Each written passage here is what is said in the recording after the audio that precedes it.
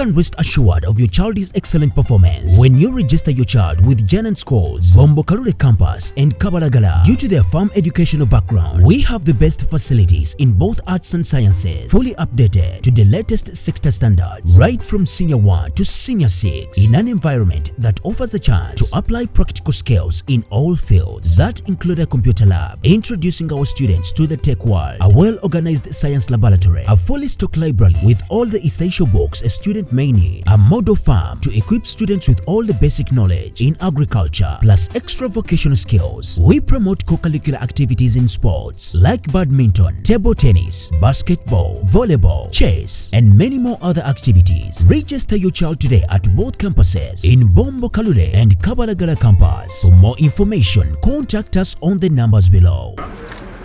Ekibinja ky'ababaka ba Palamenti nga kikulembeddwa Speaker wa Parliament Anita Among n'omumyuka we Thomas Tayebwa leero bakiise embuga okugula emijoozi gy'emisinde gya Kabaka egy'okuberawo ku ssande eno nga 7. Ababaka batuse ku Parliament ku ssaawa nga 4 n'eddakiika ezigwamu era Speaker n'ababaka ne baanirizibwa Katikkiro wa Buganda Charles Peter Mayiga. Ababaka batuse ku Parliament ku ssaawa nga 4 n'eddakiika ezigwamu era Speaker n'ababaka ne baanirizibwa Katikkiro wa Buganda Charles Peter Mayiga. Oluvannyuma bano beesozza akafubo omutakkiriziddwa bannamawulire ke bamazeemu eddakiika ezibadde zikunuukiriza 20. Oluvannyuma lw'akafubo bano basinkanye mu bimuli bya Bulange olw'emboozi n'egwa Makerenda. Akulira Majestic Brands ekitongole kiyitimula ebyo ebikolebwa emmengo Remi Kisaakye asoose okuyitirayitira mu Katikkiro n'abagenyi bwe kuwa olutabaalo ku sirimu we lutuuse wano mu Buganda okuva Kabaka lwe yafuulibwa emmunyenye gy'okulwanyisa obulwadde buno wano mu Uganda ne mu Africa okutwalira awamu. Ye Katikkiro wa Buganda mu kwogera kwe asoose okusima Parliament olw'okukunga ababaka ne beegatta mu ntereeza ekika kino egenderera okusitula obulamu bw'abantu. Katikkiro asabye Parliament okusennya essira ku bintu eby'obulamu n'okufaayo ennyo ku ebyo ebidde eri obulamu ng'efaayo ku bannabyabulamu naddala abasawo naddala mu nsasula. Nkoola Parliament mu mateeka geeyisa esoosowaze nnyo ebyobulamu.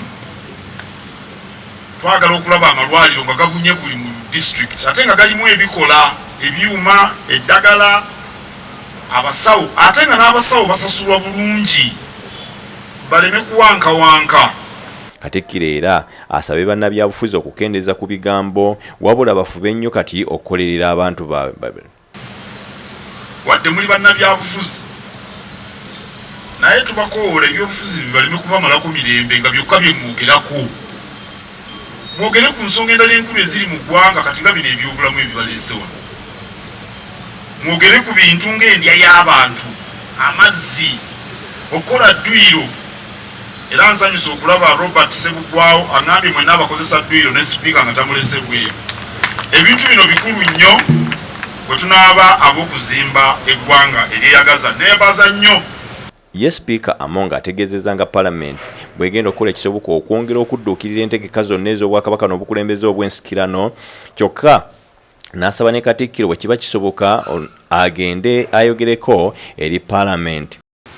But always great time and they come and say a word to us in Parliament. You're always most welcome to that Parliament. That's your Parliament.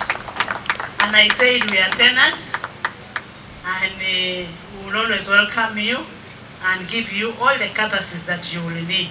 Anita ategeezezza nga bw'atajja kufa ku bigambo byonna ebyogerebwa nga bo bakola ekisoboka okulaba nti olutabaalo okumukenenya balukwasiza wamu n'abo abeewaddeyo okululwanyisa. And for us we are going to support unconditionally.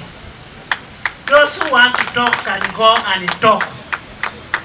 Those who want to audit whatever we give out, that is their business. We are going to support you unconditionally for the good of this government, Uganda.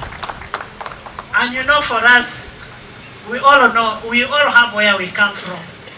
We come from NRM. I come from NRM. He comes from NRM.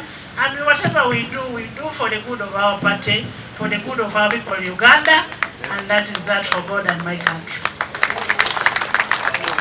As I conclude, Oluvannyuma Speaker akwasizza Katikkiro obukadde 50 nga n'ababaka abalala abava mu Buganda beekuŋŋaanyizaamu obukadde 10 olwo ne bagulira Palamenti yonna emijoozi. Ababaka abawerekedde sipiika ku bugenyi bwe buno kubaddeko Mathias Mpuuga ne bakamisona ba Palamenti bonna, Abedi Bwaniko omubaka w'Ekimanya, Minisita Lilian Aba Sako, ssentebe w'akabondo k'ababaka ba Buganda Muwanga Kivumbi. Gezaako mu bumpimpi twetegekera emisinde gy'Obwakabaka ejigenda okubeerawo. Bannaffe bannamukaga abavuddeyo okutuwa ambulance.